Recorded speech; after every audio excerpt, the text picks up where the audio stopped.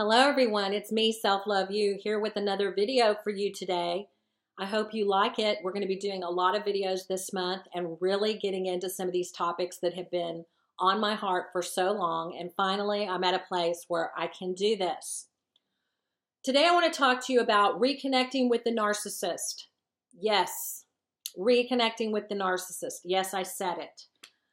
Okay, where am I coming up with this? You know, I've talked in the past about no contact. You know that no contact is all over the internet as a way to combat the narcissist and protect yourself. However, at the end of the day, there's a speck behind me and it's driving me nuts. Okay, now you can't see it. At the end of the day, it's very important that we understand how to reconnect. Okay, because why? Why is it important to reconnect?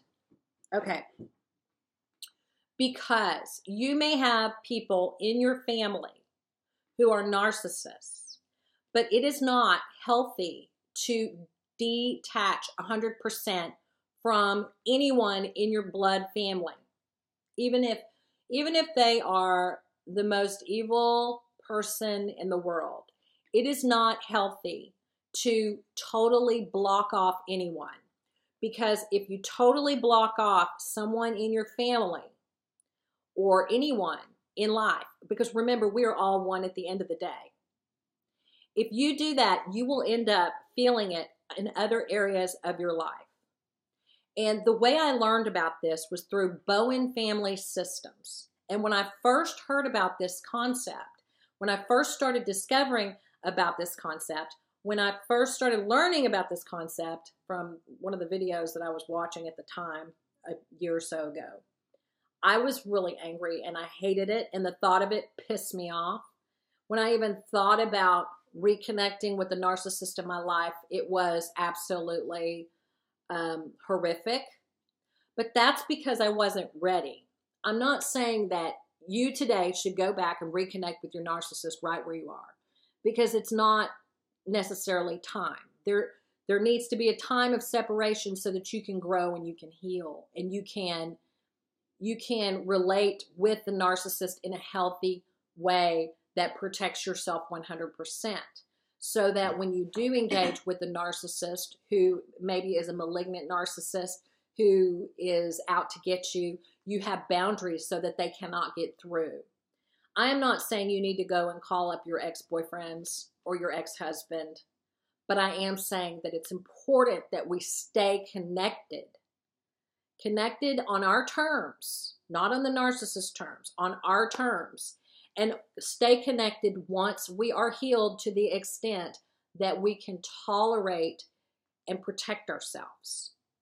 So I think that it is vital to the healing journey, to the healing process, that you go through no contact. No contact is incredibly powerful for someone who has been abused. It's incredibly empowering. It feels amazing to be able to withstand the addiction to another person and to be able to stand on your two feet and learn that, hey, I can live without this person, and I can live without abuse, and I don't have to be abused, and I can be happy in life without XYZ individual, and I don't need that person in my life, and I can make it, and they were wrong, and I'm not narcissist food, and this feels really good that I'm not anyone's narcissistic supply, and I can live my life freely, and I can experience my own emotions and all the things that they told me, and I don't have to feel, you know, I don't have to feel obligated to be miserable for this person anymore. That feels wonderful. But after years of going through that, then there becomes a time where you need to reconnect, especially with family of origin, because in the Bowen family systems concept, I encourage you to look it over. You have the mobile, you know, like a child's mobile, and all of the different parts of the family are connected. So if one part of the person is completely cut off from the family or cuts off, it's an emotional cutoff. And what happens is is it will affect you in all areas of your life, and it will affect your ability to relate and have relationships. And it's dangerous, and it's not a good and healthy place to be. The good and healthy place to be is a place of connection with protection, connection to others, being of sound mind and sound body and healthy and self-protective, and have enough love within yourself, self-love within yourself, that you are able to be in the presence of a narcissist and not fall for their tactics, not be harmed by their bitter words, if there are any. Okay? Now, if you have a situation where a narcissist is being totally exploitative, is harming you, abusing you, then you take all the precautions necessary to protect yourself. And sometimes that means no contact, but it may mean something along the lines of, I just want you to know I care about you, I love you, and you're important to me. However, I will not put myself through you doing XYZ. I love you, but this is what I need from you in order to hang out, in order to visit. And you don't have to hang out for long, but you put down your requirements. And if they meet your requirements, then you go around them. If they don't, they know your requirements. You've made them up front. You've let them know. But if they don't want to do it, then the door is open on your side. Okay? It's very important that you keep with your family of origin the door open for reconnection and for connection, because disconnection will cause disconnection in every area of your life.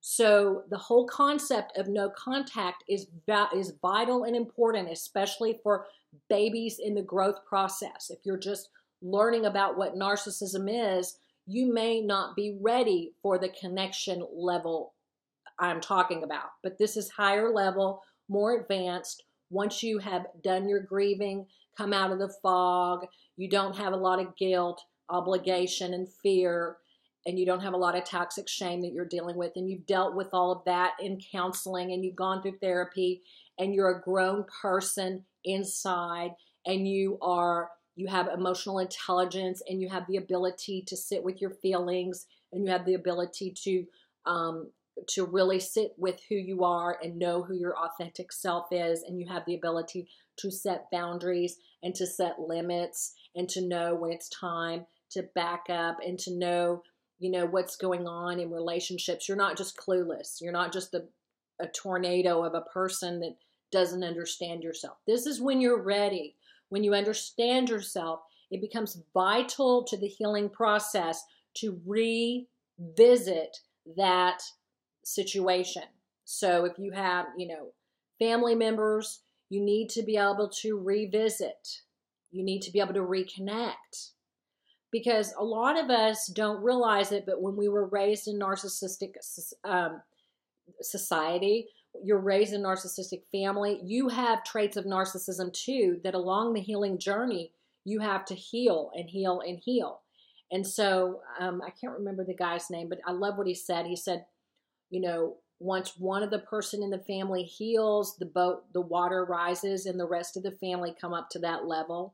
So it's very, very true. And I think it's very vital to your future happiness. So there's a lot of people that talk about, I hate my mother, I hate my dad, I hate this, I hate that, I hate my sister. I'm no contact with them for 10 years. It's my advice to get to a place of healing that you can reconnect on your terms. You can have boundaries. You can say, this is what I need from you. And then if they're not, and you can write it down, you can text it, you can call them. It's better to have it in writing.